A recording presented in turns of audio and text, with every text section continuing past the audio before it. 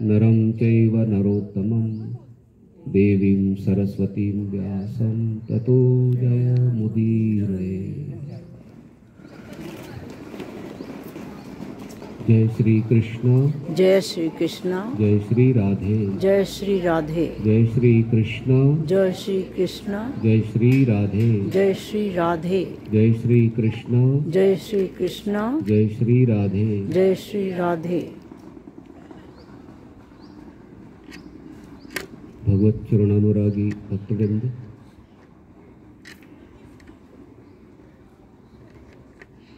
आज का यह दिव्य आयोजन त्रिदिवसीय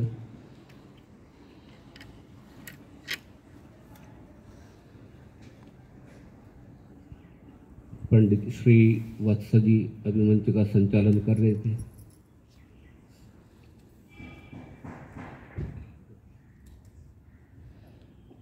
श्री राजकुमार छावड़ा जी, श्री राकेश शर्मा जी, श्री नांद्रा जी,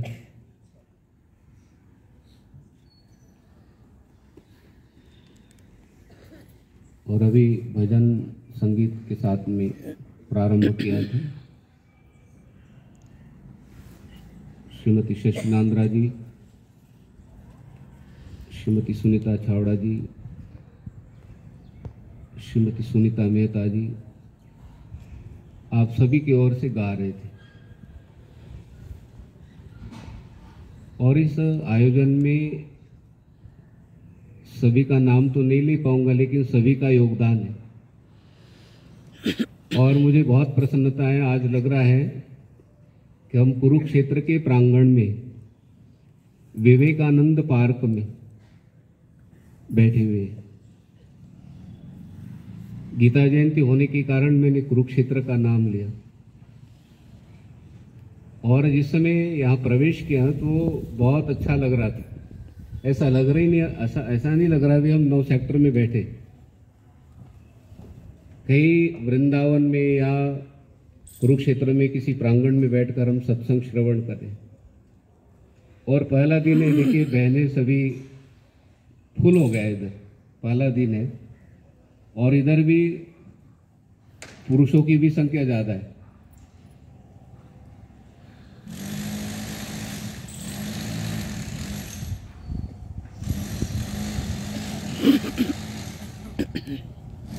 दो 3 महीने पहले आया था मैं नामकरण संस्कार के लिए, स्वामी विवेकानंद पार्क।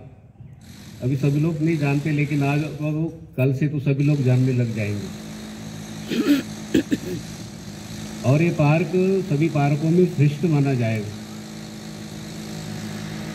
यहाँ पर कदम का वृक्ष है, वट वृक्ष है, बहुत से ऐसे दिव्य वृक्ष है यहाँ पर, और तुलसी वन भी है। इस पार्क की विलक्षणता है, यहाँ पर फूल लगे हुए, कोई फूल नहीं तोड़ता है। ऐसे बहुत कम होता है। देखिए सेक्टर के अंदर में पार्क, वहां पर फूल वैसे वैसे बड़े बड़े फूल है। तो सभी आप लोग अपना पार्क मान के, अपना घर मान के संभालते हो, मुझे बहुत प्रसन्नता है। और इसमें सभी का योगदान है।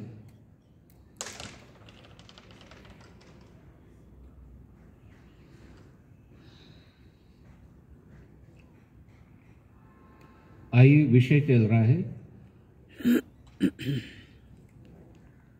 हमारे पास में 3 दिन है। आज पहला दिन है, कल दूसरा और परसों तीसरा।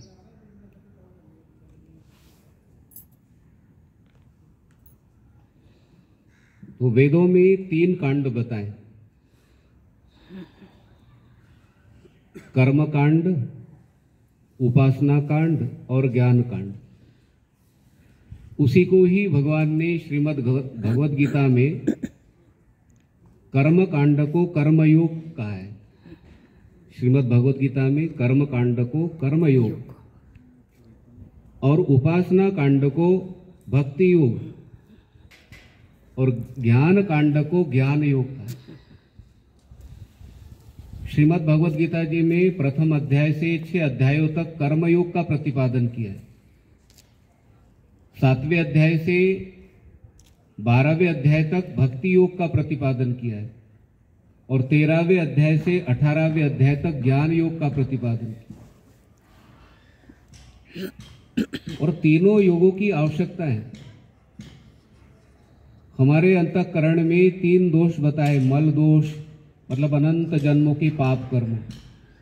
दूसरा विक्षेप दोष बताया, मन चंचल स्थिर नहीं रहता, मन की चंचलता, मन का स्थिर न रहना, मन हर समय विक्षिप्त रहता है, विचलित रहता है, ये दोष है, विक्षेप दोष।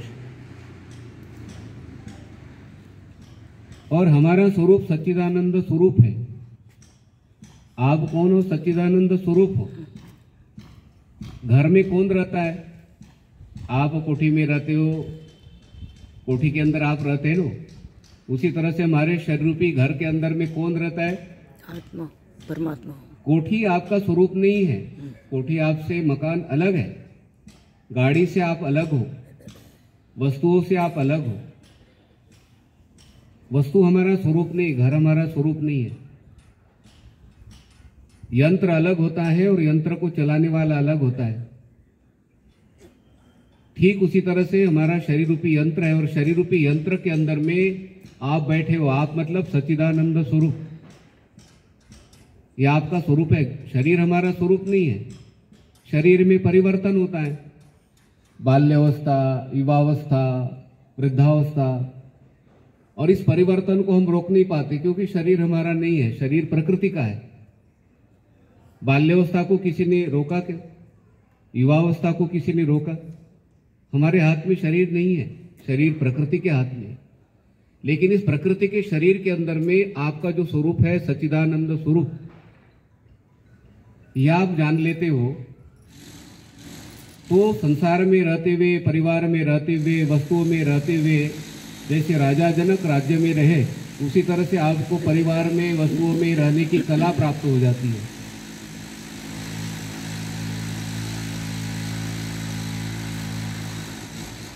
तो पहला दोष जो बताया, मल दोष, अनंत जन्मों के पाप कर्म है और इन पाप कर्मों की निवृत्ति नहीं होगी तो एक पाप कर्म एक जन्म में लेकर जाता है।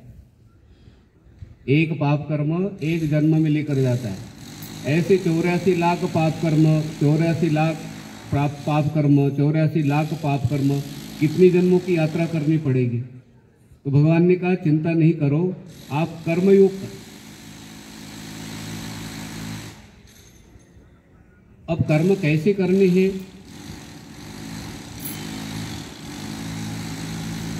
श्रुति कहती है कुर्वन्नेवेह कर्माणि। श्रुति कहती है भगवान की पूजा के लिए मानकर कर्म करो। जो भी आप कर्म करते हो भगवान के लिए मानकर करो।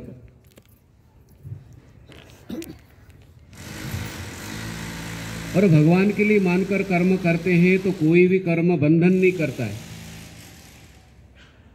एवं कोई नान्य थे तो उसकी न कर्म लिप्यते नरे। श्रुति कहती है कि आप भगवान के लिए, भगवान की पूजा के लिए मानकर कर्म करते हो तो कोई भी कर्म आपको बंधन में नहीं डालता।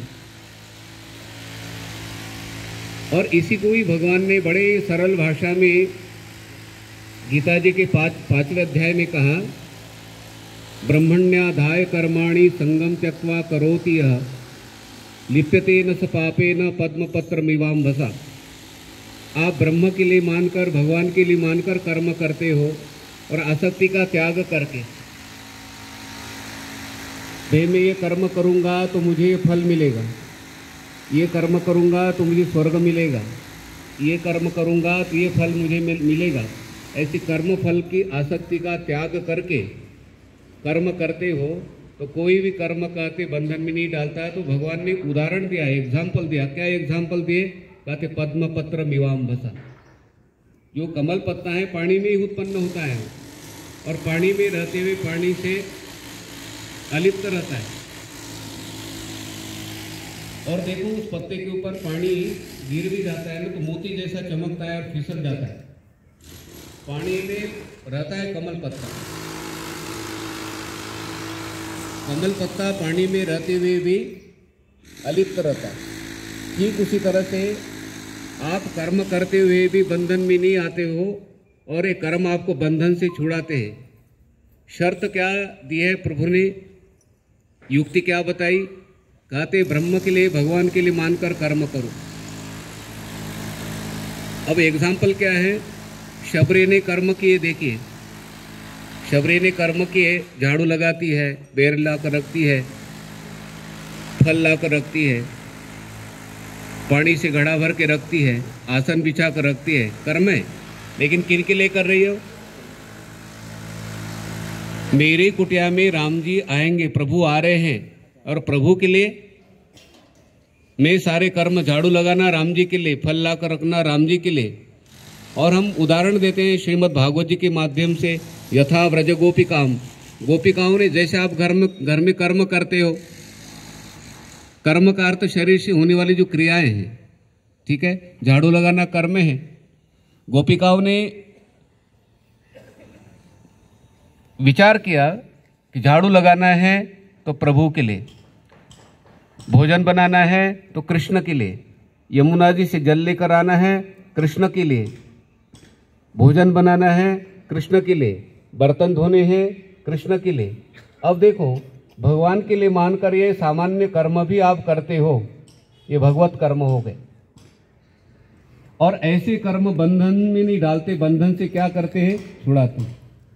और जैसे आपने कहा कि झाड़ू मैं कृष्ण के लिए लगा रहे हूँ, ठीक है, पुरुष झाड़ू लगाता है तो मैं कृष्ण के लिए झाड़ू लगा रहा हूँ, देवी झाड़ू लगाती है तो कृष्ण के लिए झाड़ू लगा रही हूँ।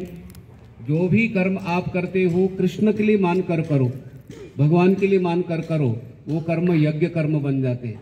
देखो, हम यज्ञ कर्म नहीं कर पाएंगे, राजसूय यज्ञ है, वाजपेयी यज्ञ है, अश्वमेध यज्ञ है, हम ऐसे यज्ञ कर पाएंगे कि? बोलो। अभी घर में जाकर हमें सूचना मिल गई कि भाई आपके घर में 51 ब्राह्मण आ रहे हैं, 51, और वो घर पे ही रहेंगे 2-3 दिन और भोजन भी वहीं करेंगे। तो ऐसी सूचना हमें मिली तो क्या होगा? बिजी हो जाएंगे। 51 ब्राह्मण नहीं, हम तो 2-3 रिलेटिव आ गए ना, अब उनको कितना संभालना पड़ता है, ठीक है। एक बहन बोल रही थी, गुरुजी हमारे घर में रिलेटिव आ गए तो रात भर बातें करते रहे, नींद ही नहीं पूरी हुई। बोलो, मतलब 3-4 रिलेटिव को संभालना भी कितना कठिन हो जाता है। तो हम राजसूय वाजपेयी यज्ञ कर पाएंगे? लेकिन भगवान ने कहा, देखो कैसी युक्ति बताई। भगवान कहते हैं कि आप मेरे लिए मानकर कर्म करते हो तो यज्ञ कर्म बन जाते हैं, और भगवान के लिए मानकर कर्म ना करे तो कहते हो कर्म बंधन में डालते हैं। देखो, घर में हम झाड़ू लगाते रहेंगे लेकिन भगवान के लिए मानकर ना करें तो कहते हो बंधन में डालते हैं, मतलब यज्ञ कर्म नहीं होंगे। तो हमें गोपिकाओं से शिक्षा मिलती है, हमें हिमालय में नहीं जाना है, हमें गंगा किनारे पर नहीं बैठना है, हमें गुफाओं में नहीं बैठना है। भगवान ने कहा कि जैसे गोपिकाएं कर्म करती हैं वैसे आप कर्म करें, तो आप घर में रहकर भी तपोवन में हो। कहाँ पे हो? तपोवन में हो।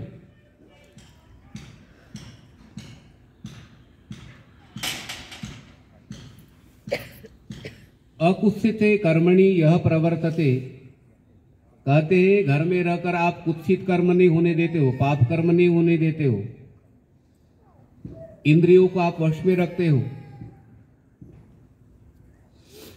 तो इंद्रियों को वश में रखते हुए पाप कर्मों को आप होने नहीं देते हो। अकुत्सिते कर्मणि यह प्रवर्तते, और निवृत्त रागस्य गृहम तपोवनम, आपका किसी पदार्थों के साथ, वस्तुओं के साथ संबंध नहीं है, तो आप घर में रहकर भी तपोवन में हो। निवृत्त रागस्य गृहम तपोवनम, कहते साधक घर में रहते हुए, परिवार में रहते हुए, वस्तुओं में रहते हुए किसी पदार्थों के साथ आसक्ति नहीं होने देता। आसक्ति का अर्थ ये चीज मेरी है। भाई शरीर अपना नहीं है तो चीज अपनी कैसी हो सकती है? ये व्यावहारिक सत्ता और पारमार्थिक सत्ता है, ठीक है। पारमार्थिक सत्ता में हर समय हमारे अंदर में मन में ये विचार हो, ये वस्तुएं हमारी नहीं, शरीर अपना नहीं, ये वस्तुएं प्रकृति की है, ये शरीर प्रकृति का है, अपनी कोई चीज नहीं है। ये अंदर से और कोई हमारे घर में आए तो फ्रिज किनका है? भाई हमारा फ्रिज है, हमारा घर है, हमारी कोठी है। ये व्यवहारिक ज्ञान। व्यवहार में हमें व्यवहार करना पड़ेगा। मामा को मामा बोलना है, ठीक है, फ्रिज को संभालना है, घर को संभालना है, वस्तुओं को संभालना है, लेकिन अंदर से भाव क्या हो? परमात्मा का। ये चीजें परमात्मा की है। हमारे हाथ में कोई चीज नहीं भाई, हमारे हाथ में कोई चीज नहीं है। ये देखो ना, श्वास लेने की प्रक्रिया चल रही है तो हम सोने के बाद में भी श्वास लेते हैं। हम लेते हैं कि श्वास? बोलो। गहरी नींद आ गई, गहरी नींद में हो तो ज्ञानेंद्रिया, कर्मेंद्रिया, सारा शरीर सो गया है। देखो हाथ हमारे काम नहीं करते उस समय, हाथ पैर ऐसे पड़े रहते, आंखें बंद होते हैं, कान के अंदर जो सुनने वाले वो भी नहीं होते, सब सोने के लिए चले गए। लेकिन श्वास चल रही। सब लोगों ने विश्राम किया है शरीर के अंदर में। ज्ञानेंद्रिया, कर्मेंद्रिया सब सो जाती है, लेकिन हमारे प्राण और भगवान दोनों जागते हैं। प्राणों को बाहर लेकर आना है, अंदर लेकर जाना है, बाहर करना है, प्राणों को अंदर लेकर जाना है। ये काम भगवान करते। दो लोग आपके शरीर में जागते हैं, एक प्राण और एक भगवान।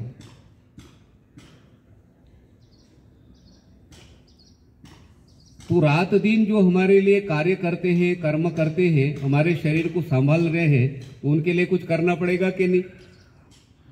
बोलो। बुरा नहीं मानना। हमारे हार्ट को संभालने के लिए 2-3 दिन डॉक्टर संभालता है फोर्टिस हॉस्पिटल में, तो 3-4 लाख रुपए खर्च आते, ठीक है। मुंबई में फोर्टिस हॉस्पिटल में एक साधक एडमिट हुए तो उनका बिल बन गया 5 लाख रुपए 3 दिन में। तो जिस समय वो 5 लाख रुपए देने लगे तो रोना आ गया उनको, रोने लग गए। डॉक्टर ने कहा कि फीस ज़्यादा लग रही क्या? बोले फीस ज़्यादा नहीं लग रही, आप 10 लाख रुपए बोलते 10 लाख रुपए पूरे दे देता मैं, 20 लाख रुपए बोलते 20 लाख देता मैं, लेकिन मुझे भगवान की याद आ गई। जिस प्रभु ने मुझे 50 साल से संभाला, उन्होंने कुछ भी फीस नहीं ली, और आपके पास में 3 दिन रहा, 4 दिन रहा, तो फीस कितनी हुई? बोलो। 5 लाख रुपए। तो डॉक्टर को भी ज्ञान हो गया। डॉक्टर ने कहा कि ओहो आप ठीक बोल रहे हो। बोले आपकी फीस ही नहीं लेता हूं मैं। मुझे भी पता चला कि मेरे हार्ट को कौन संभाल रहे। डॉक्टर ने फीस नहीं, 5 लाख रुपए नहीं ले। बोले आप माफ कर देता हूं फिर फीस, क्योंकि मुझे आज पता चला कि मेरे हार्ट को भी कौन संभाल रहे। तो हमारे ऊपर परमात्मा का ऋण है। गोवर्धन को भगवान ने तो 7 दिनों तक उठाया, लेकिन हमारे शरीर को भगवान कितने दिनों तक उठा रहे? हमारी आयु मान लो 100 साल की है, तो 100 साल तक देखो भगवान उठाएंगे। और एक दिन का किराया हमारा 36,000 बनता है शरीर को उठाने का। भाई किसी की अटैची 70 किलो की है, किसी की अटैची 50 किलो की है, किसी की अटैची 80 किलो की है, ठीक है। तो हमारे शरीर को संभालने का, उठाने का 36,000 रुपये किराया बनता है। प्रभु लेते हैं क्या? नहीं लेते। इसलिए भगवान कहते हैं ब्रह्मण्याधाय कर्माणि संगम त्यक्त्वा करोति यः लिप्यते न स पापेन पद्मपत्रमिवाम्भसा। भगवान के लिए मानकर आप कर्म करो, और आसक्ति का त्याग करके। जैसे राजाओं ने कर्म किए और उनकी फल में इच्छा हो गई, फलासक्ति, कि मुझे स्वर्ग मिले। लेकिन ययाति राजा को स्वर्ग मिला, और जिस समय पुण्य क्षीण हो गए तो इंद्र देवता ने उनको ढकेल दिया। तब उनको पता चला कि वो पैर ऊपर और सिर नीचे। उनको याद आए कि मैं भगवान के लिए कर्म करता तो कितना अच्छा रहता। स्वर्ग में जाकर देखो, स्वर्ग का एक भी पदार्थ लेकर आए क्या? हो नहीं लेकर आए। स्वर्ग के पदार्थ तो स्वर्ग में ही छोड़ने पड़ते हैं, वहां से कोई चीज नहीं ला सकते हो। लेकिन पुण्य क्षीण हो गए, पुण्य क्षीण हो गए और पदार्थ भी वहां के वहीं रह गए, ठीक है। उससे तो हमारा शॉपिंग सेंटर अच्छा है, आप पैसे देते हो और कम से कम घर में सामान तो आता है। लेकिन वहां पर पुण्य कर्म भी चले गए और चीजें भी चले गए, और खाली हाथ आए। ययाति राजा ने विचार किया कि बोले प्रभु अब मनुष्य शरीर मिलेगा मुझे, आपके लिए ही कर्म करूंगा। हमें इन राजाओं से शिक्षा मिलती है। जैसे यहाँ पर सत्संग चल रहा है तो ऐसा सत्संग स्वर्ग में नहीं होता। इस मनुष्य शरीर की विलक्षणता है, ऐतरेय उपनिषद में देवताओं ने कहा कि हमें रहने के लिए मकान चाहिए, हमें रहने के लिए घर चाहिए, शरीर रूपी घर। देवता ऐसे ही घूम रहे थे ना पहले, तो उन्होंने कहा कि प्रभु हमें ऐसा घर दो जिस घर में रहकर हम अन्न ग्रहण कर सके। जैसे हमारी कोठी नहीं, हम किराए पर नहीं रहते, मान लो बाहर घूम रहे मान लो, तो वो रहने के लिए, सोने के लिए, भोजन करने के लिए मकान चाहिए कि नहीं। ऐसे ही देवता पहले पृथ्वी के ऊपर डाल दिए थे। तो देवताओं ने कहा कि बोले प्रभु हम कहाँ पर रहे, कैसे रहे। भगवान ने कहा मैं शरीर बना कर देता हूँ, तुम पसंद करना। तो पहले गौ का शरीर बनाए। गौ का शरीर बनाए तो देवताओं ने कहा कि ये शरीर तो प्रभु रहने के लिए यथेष्ट नहीं है, पर्याप्त नहीं है, और इस शरीर के द्वारा जैसे हम कर्म करना चाहते हैं ऐसे कर्म नहीं होंगे। ये पहले की बात है, ठीक है। गौ माता का शरीर तो बहुत पवित्र है, 33 करोड़ देवी देवता शरीर में है। कहते एक रोटी आप गौ को खिलाते हो तो 33 करोड़ देवी देवताओं को भोजन खिलाने का फल प्राप्त हो जाता है। दीपदान करते हो तो 33 करोड़ देवी देवताओं को दीपदान आपने कर लिया है।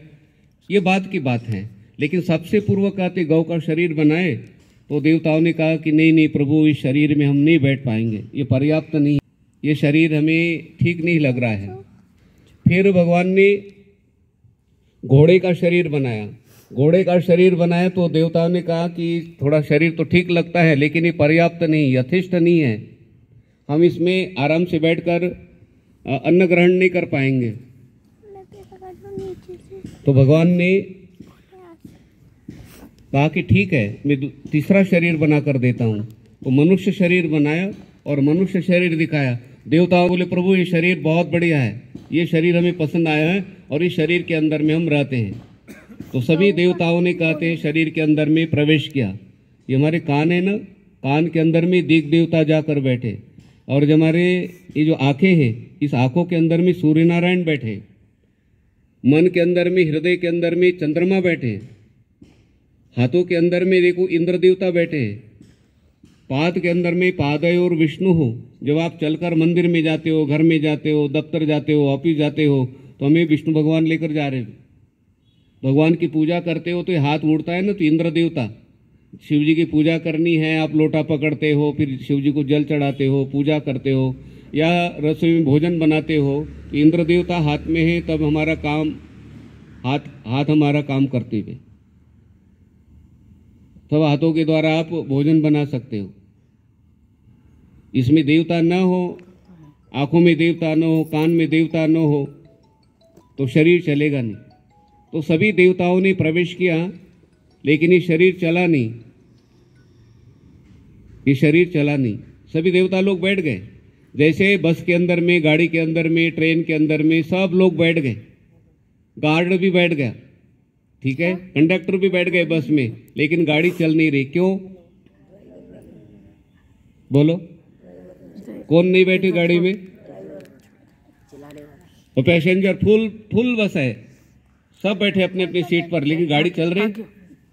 तो भगवान को चिंता हो गई। भगवान ने कहा कि वो इतना सुंदर शरीर है और सभी देवता लोग बैठे लेकिन शरीर चल नहीं रहा।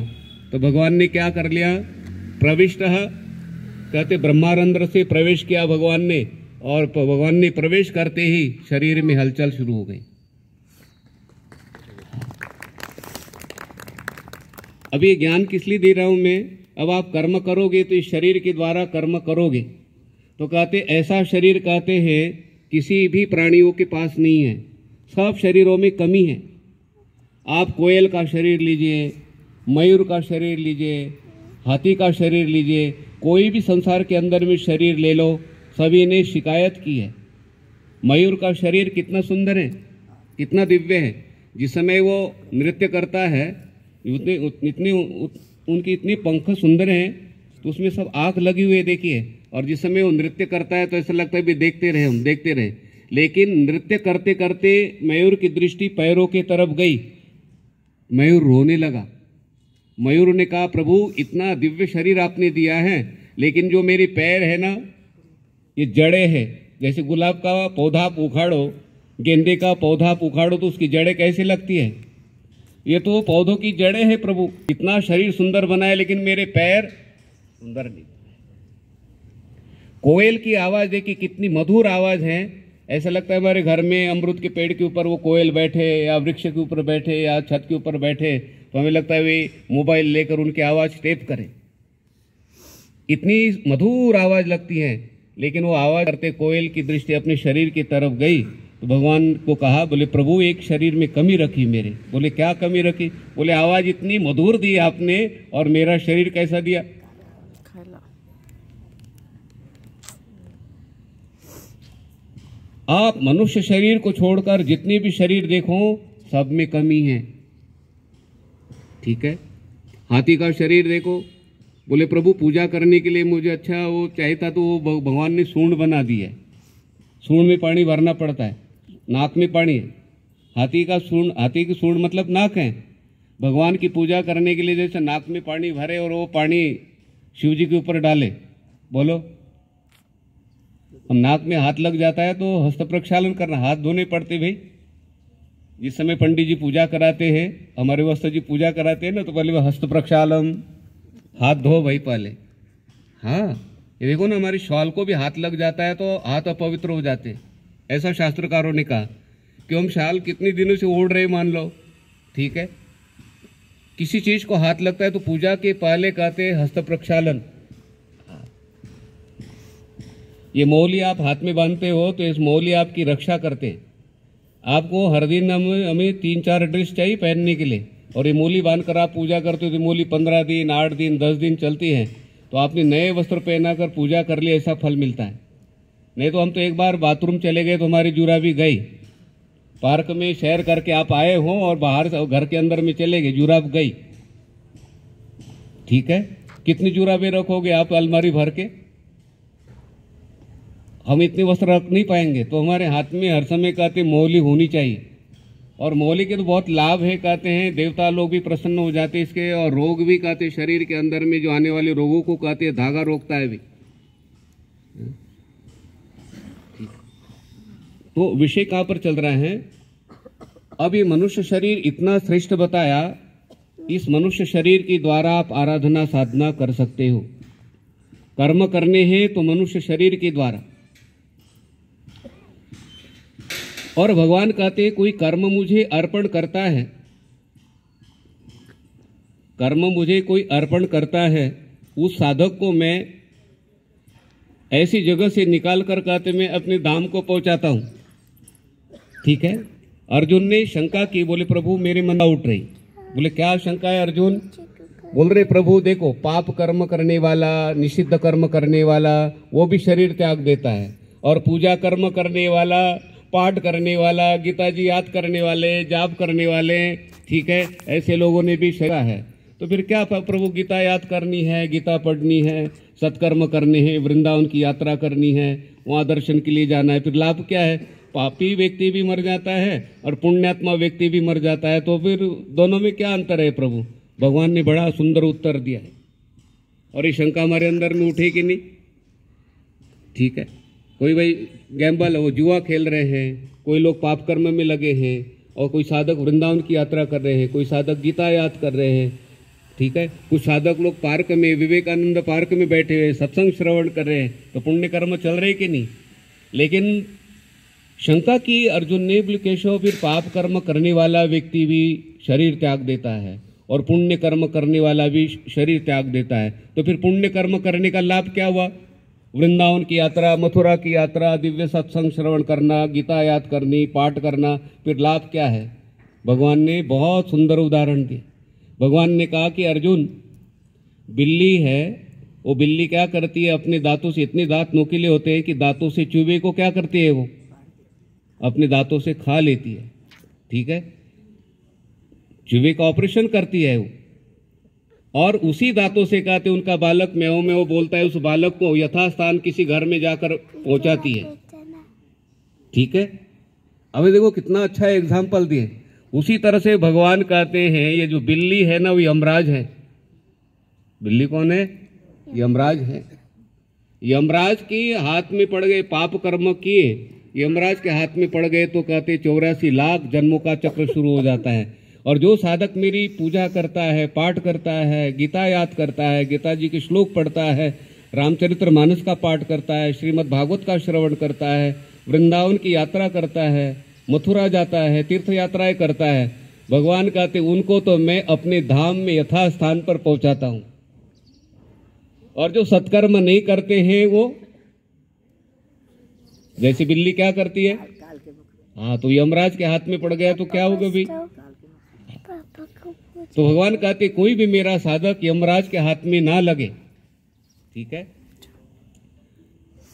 ये जो गीता जी है ना, सामान्य ग्रंथ नहीं है, गीता ग्रंथ है जी।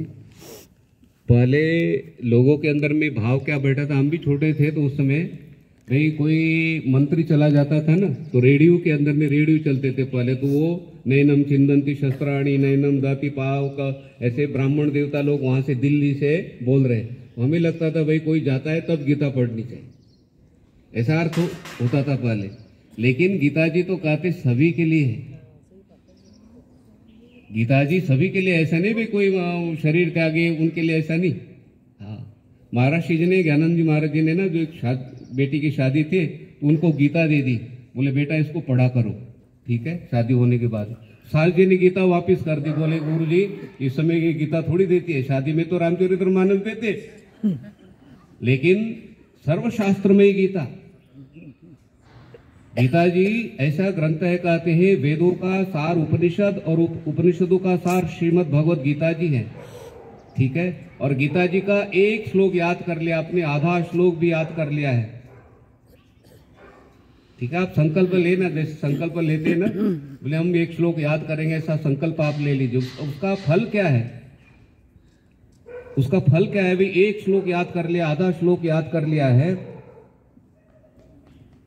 भगवान शंकराचार्य ने गारंटी दी है। क्या गारंटी दी? क्या गारंटी दी? भगवत गीता किंचित अधीता गंगा जल लव कणिका पीता सकृदपि से मुरारी समर्चा तस्य किम कुरुति यम चर्चाम। भगवत पाद शंकराचार्य जी कहते हैं कि साधक ने चौथाई, मतलब 4 भाग है श्लोक के, 4 पाद हैं, एक पाद, एक चौथाई, जैसे आप बोलते ना, बोले ना धर्म क्षेत्रे, धर्म क्षेत्रे कुरुक्षेत्रे। ठीक है, ये हो गया समवेतायुत्सव, 2 पाद हो गए। मामकाहा पांडवाश्चैव 3 किम कुर्वत संजय। अब धर्म क्षेत्रे कुरुक्षेत्रे, बस इतना आपने उच्चारण कर लिया है। कहते हैं उसकी यमराज चर्चा नहीं कर सकते, मतलब आप यमराज के इससे क्या हो गए हो, छूट गए। तो वो साधक यमराज कहते मुझे इतना प्रिय हो गया, अब मैं अपने लोक नहीं लाऊंगा, ये तो भगवान का, भगवत प्राप्ति का अधिकारी हो गया, भगवान के हो गए। वो आदि श्लोक के अंदर में ये शक्ति है कि आप भगवान के हो गए हो। किनके हो? भगवान के।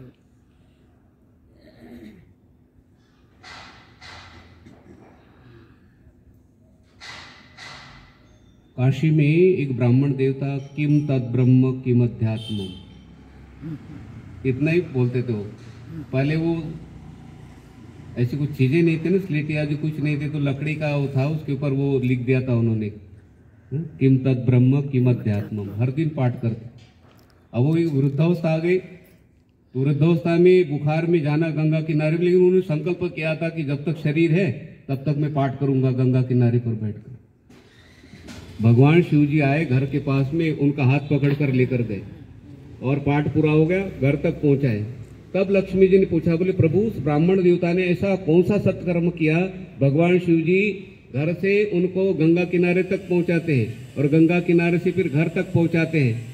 भगवान विष्णु हंसे, भगवान विष्णु ने कहा कि देवी 8वें अध्याय का प्रथम श्लोक का पाठ करता है, वो भी आधे श्लोक,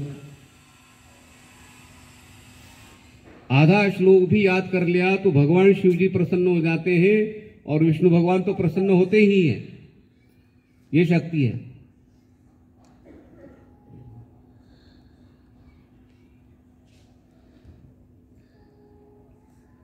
भगवान का नाम लेना आसान है। मैं तो कहा करता हूँ भाई हरि बोलना है, कृष्ण बोलना है, माधव बोलना है, ताकत बहुत कम लगती है, बहुत ताकत कम लगती है। और गुड मॉर्निंग ऐसा बोले तो कितनी ताकत लगती है, और फल कुछ नहीं है। ठीक है, ठीक है, हमें ऑफिस में दफ्तरों में बोलना पड़ता है, बोलो, ठीक है, लेकिन उसका फल नहीं है अभी। ठीक है,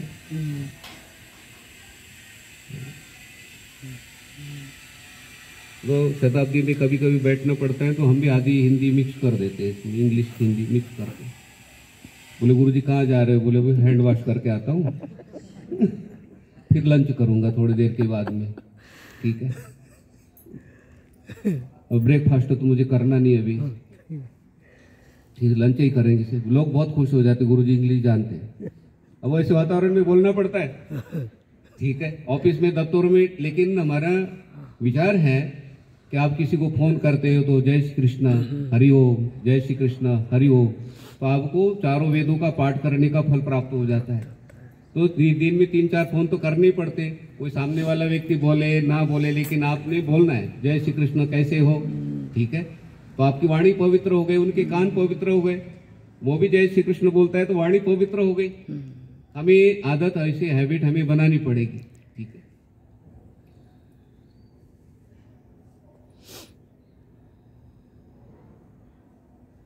तो पाप कर्म करने वाला उनको नरक यातनाएं भाई भोगनी पड़ती है। श्रीमद् भागवत जी का आप श्रवण करते हो, धुंधुकारी ने पाप कर्म किए, माता का वध किया, कितने बालकों को मारा, ठीक है, चोरी की, और उस पाप कर्म का फल क्या हुआ? धुंधुकारी को यमराज भी लेने के लिए नहीं आए, उनको प्रेत जन्म में जाना पड़ा। कौन सी जन्म में? प्रेत जन्म में जाना पड़ा। और राजा परीक्षित ने भगवान के लिए मानकर कर्म किए, शबरी ने भगवान के लिए मानकर कर्म किए, शबरी की कुटिया में भगवान आए। विदुरानी ने भगवान के लिए मानकर कर्म किए, विदुरानी की कुटिया में भगवान आए। गोपिकाओं ने भगवान के लिए मानकर कर्म किए, गोपिकाओं के घर में भगवान।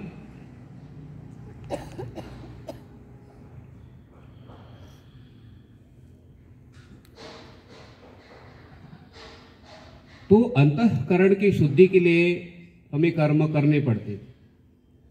हमारे पाप कर्म हैं, इतने पाप कर्म है, कितने पाप कर्म है अंतःकरण के अंदर में पता नहीं है, लेकिन भगवान ने कहा कि मेरे लिए मानकर आप कर्म करते हो तो आपके पाप कर्म निवृत्त हो जाते हैं।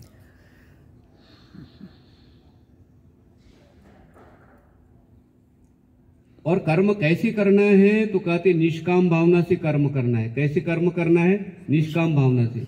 निष्काम भावना का अर्थ है मैं ये कर्म करूंगा तो मुझे ये फल मिलेगा, ये कर्म करूंगा तो ये फल मिलेगा, ऐसी भावना नहीं रखना, इसको बोलते हैं निष्काम कर्म। जो कर्तव्य कर्म का स्वरूप है ना, निस्वार्थ, माता पिता की सेवा करते, निस्वार्थ सेवा करते, ठीक है, कोई स्वार्थ नहीं है। बुजुर्गों की सेवा करना, प्राणियों की सेवा करना, ये निष्काम का स्वरूप है ये। और फिर आप कर्म करते हो तो आपके हर समय भाव हो हम भगवान के लिए कर्म कर रहे हैं। जो भी कर्म करो आप भगवान के लिए मानकर कर्म करो, ठीक है। हम बगीचे में सैर करने के लिए जाते हैं ना, तो हम गले में माला डालते हैं और प्रभु आपके लिए सैर कर रहे हैं। अब सैर करते हुए, भगवान का स्मरण करते हुए, आप जप करते हुए सैर कर रहे हो तो आपको वृंदावन की, गोवर्धन की परिक्रमा का फल प्राप्त हो जाता है। हाँ, पग पग पर कहते आप हरि का उच्चारण करते हुए, जो भी मंत्र है, गुरु मंत्र है, पाठ करते हुए, भगवान का स्मरण करते हुए आप सैर करते हो। सैर भी हो गई और फल क्या मिला आपको?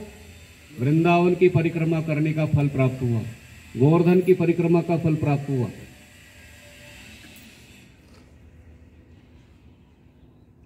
हम मथुरा वृंदावन हर दिन नहीं जा सकते, लेकिन सवेरे सवेरे हम घर में बोले ना, पतिदेव को बोले वृंदावन जाएंगे, मथुरा जाएंगे, अगले साल हम रामेश्वरम जाएंगे, अगले साल काशी जाएंगे, कहाँ से आपको आधा फल मिलता है।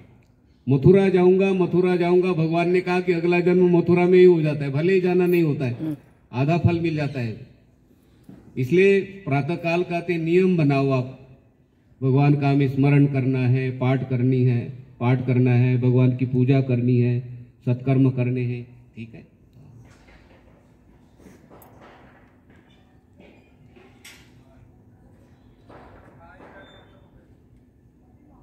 कर्मों की गति बड़ी गहन है, कर्मों को समझना बड़ा कठिन है। भगवान कहते हैं तत्ते कर्म प्रवक्ष्यामि, मैं उन कर्मों को बताऊंगा पार्थ जो कर्म आपको बंधन में नहीं डालेंगे।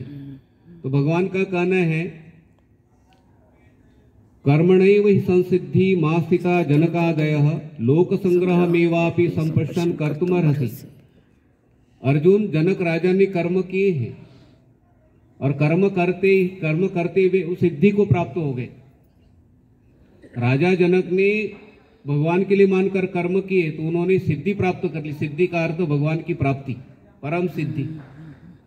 अंतकरण की शुद्धि हो गई। अंतकरण की शुद्धि होते ही साधक भक्ति कर्म करने का अधिकारी हो जाता है। वे भगवान की पूजा करनी है, भगवान का स्मरण करना है तो हमारा अंतकरण शुद्ध होगा, तभी हम भगवान का स्मरण सतत चिंतन कर सकते हो। आपके वाणी से सतत चिंतन चल रहा है दिन भर मान लो तो हमारा अंतकरण शुद्ध हुआ है, और दिन भर वाणी में चिंतन नहीं चलता है तो अभी अंतकरण शुद्ध नहीं हुआ, पवित्र नहीं हुआ। तो अंतकरण को पवित्र करने के लिए हमें कर्म करने पड़ते। बर्तन के अंदर में दूध रखना चाहते हो तो बर्तन कैसा हो? क्लीन, स्वच्छ, साफ हुआ, प्रक्षालन किया हुआ बर्तन हो, उस बर्तन में हम दूध रख सकते हैं। लेकिन वो बर्तन खराब है, उस बर्तन को धोना पड़ेगा कि नहीं? बोलो। कोई बहन अड़ गई, बोले बर्तन को नहीं धोऊंगी मैं, तो क्या होगा? दूध खराब। और दूध वाले के सामने ऐसे ही बर्तन लेकर गए तो दूध वाला डालेगा क्या दूध? वो बोलेगा दूध फट गया तो मेरा नाम खराब होगा, दूध नहीं। बोले बहन ये बर्तन क्या करो? धो कर लो। तो बर्तन को आप हंस के धोइए, रोते हुए धोइए, लेकिन बर्तन को धोना पड़ेगा। भी शुगर होती है तो डॉक्टर क्या बोलते हैं? भी सैर करो। वो बहन बोलते मेरे पैर में दर्द हो जाता है, बोले दर्द हो कुछ भी हो, सैर तो करनी पड़ेगी, ठीक है। तो सैर हंस के करो, बोलो। लेकिन हमारे यहाँ अपना योगा होता है तो हंस के करते सभी लोग, ठीक है। यहाँ पर जो योगा होता है ना, ये छावड़ा जी, वत्स जी है ना, राकेश जी, नांद्रा जी ने मिलन सारमे के साथ में अच्छी बातें, मतलब जैसे अपनापन सा होता है, ठीक है।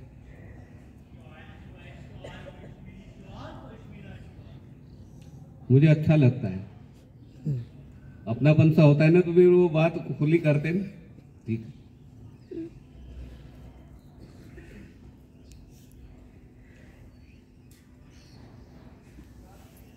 ये ज्वाला मंदिर की शोभा यात्रा निकली थी ना पहले मूर्ति स्थापना के लिए, ठीक है।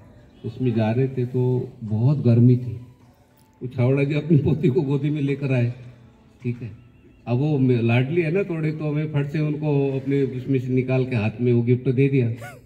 तो वत्स जी बोल रहे गुरु जी आप मुझे भी दो, मैंने कहा आपको इतने छोटे में आपको तो बड़ी देंगे ना, तो जिसमें बोले ना मुझे बहुत अच्छा लगा, ठीक है। अपनापन सा होता है, देखिए वहां पर एक, ठीक है। और मैंने पैकेट में 500 रुपए डाले, मैंने कहा उस दिन बोले थे ना, अब मुझे हंसने लग गए, ठीक। अब अपने राजकुमार जी तो राजकुमार है भाई, ठीक है। राकेश शर्मा जी इनका सब राजा जैसे व्यवहार है इनका भी, ठीक है। आओ, इनका ही संकल्प है, देखो आप बैठे हैं तो इन्होंने संकल्प किया, संकल्प करते करते सभी लोगों ने संकल्प किया और आज आप सभी लोगों का संकल्प पूरा हुआ, ठीक है।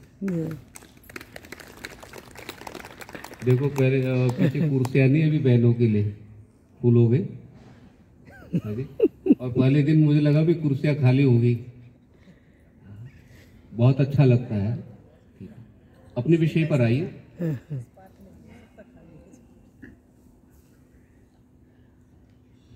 तो श्रीमद् भागवत जी के माध्यम से आप श्रवण कर रहे थे, धुंधुकारी को प्रेत जन्म में जाना पड़ा और सबसे निकृष्ट योनि है वो प्रेत जन्म। उन्होंने कहा था कि भैया मुझे इस जन्म से छुड़ाओ, आप बहुत दुख पा रहा हूं मैं। गोकर्ण अच्छा भाई था, उन्होंने सत्कर्म किया, श्रीमद् भागवत जी का श्रवण कराया, तब उनको प्रेत जन्म से छुड़ाए। लेकिन अन्य प्रेत तो वैसे ही है ना, कितने प्रेत है, कितने प्रेत लोग जन्म में भटक रहे भाई, वहां से उनको कौन छुड़ाए। इसलिए भगवान कहते भाई मनुष्य शरीर मिला है, इस मनुष्य शरीर के द्वारा क्या है, अब जल्दी जल्दी सत्कर्म।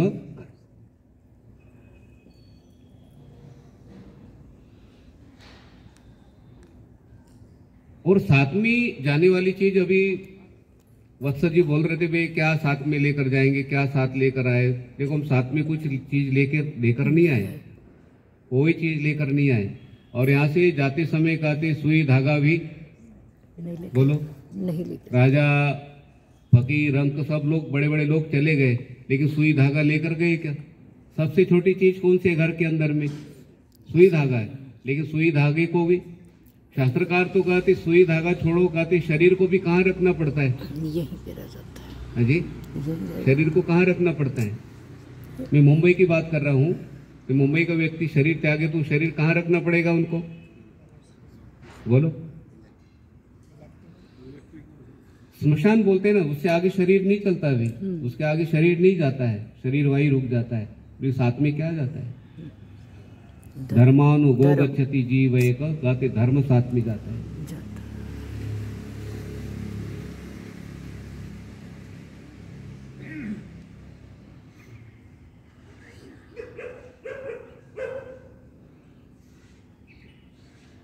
धर्म साथ में जाता है, सत्कर्म साथ में जाते हैं। 3 मित्र हैं जीवात्मा के, तो तीनों मित्रों को पूछा जीवात्मा ने, तुम मेरे साथ में कब तक रहोगे। तो एक मित्र ने कहा कि मैं कोर्ट कचहरी तक चलूंगा, एक मित्र ने कहा कि मैं हॉस्पिटल तक आऊंगा, और एक मित्र ने कहा कि मैं आगे भी चलूंगा। ठीक है, तो श्मशान से लोग वापिस आए और ये जीवात्मा जाने लगा, तो वो मित्र खड़ा था। तो उन्होंने कहा कि आप कौन हो। उन्होंने कहा कि मैं धर्म रूपी मित्र हूँ आपका। बोले मैं तो जा रहा हूँ आगे, तो आप मेरे साथ में चलोगे। बोले आपके साथ जाने के लिए तो खड़ा हूँ मैं। तो आश्चर्यचकित हो गया जीवात्मा। जीवात्मा ने कहा कि तुम मेरे साथ में चलोगे। बोले हाँ आपके साथ चलूंगा। बोले मेरे साथ कब तक रहोगे। बोले जब तक आपको भगवान की प्राप्ति नहीं होगी तब तक मैं आपके साथ में रहूंगा। ये हमारा सत्कर्म रूपी मित्र है। तो हम पिछले जन्म में देखो शरीर त्याग कर आए, तो हमारे साथ में सत्कर्म थे। हमारा जन्म 9 सेक्टर में हुआ, लक्ष्मी नगर में हुआ, जैसे भी। ठीक है, और हमें सत्संग श्रवण करने के लिए मिल रहा है। आप कितने 9 सेक्टर में गीता जी, कितने साधक लोगों ने याद किए हुए गीता जी के श्लोक। ठीक है, ये पूर्व जन्म के सत्कर्म है वे, और सत्कर्म हमारे साथ में आए। हमारे साथ में पिछले जन्म का कोई भी गली का, मोहल्ले का, रिलेटिव, साथी कोई आए क्या हमारे साथ में? बोलो, कोई हमारे साथ में नहीं आए। तो हम वहां से धर्म साथ में लेकर आए थे, और जाते समय क्या साथ में लेकर जाएंगे? धर्म लेकर। लेकिन एक ध्यान रखना, परिवार को, वस्तुओं को, चीजों को, सबको संभालना है। ठीक है, सारे वस्तुओं को आप संभालो, और भाव क्या रखना? हम परमात्मा के लिए मानकर। ठीक है, ये परमात्मा की चीजें हैं, परमात्मा की वस्तुएं हैं, हमारी कोई चीजें नहीं। ये भाव अंदर से रखकर कहते वस्तुओं को, चीजों को आप संभालना।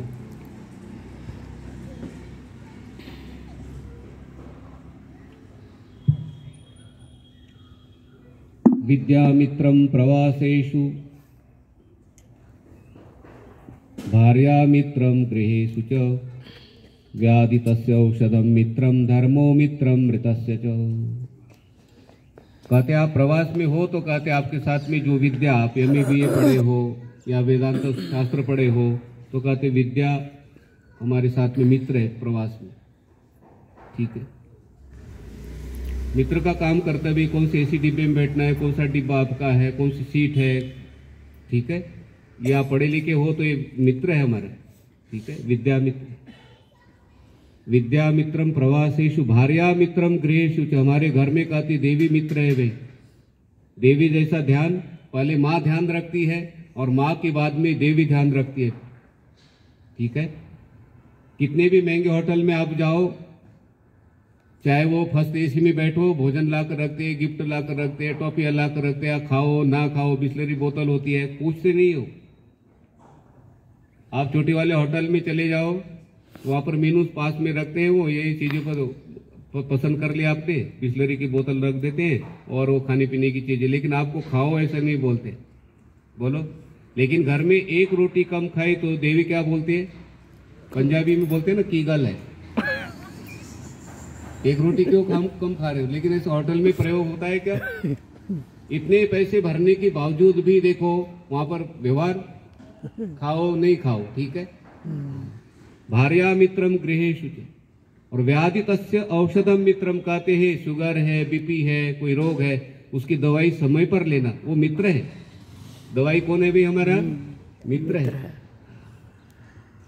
और लास्ट में ये बात कही, धर्मो मित्रम मृतस्य च, कहते हैं जो शरीर त्यागता है उनके लिए मित्र कौन है भाई? धर्म है। तो हमें धर्म, ये कर्म कहते हैं, भगवान के लिए मानकर करना है।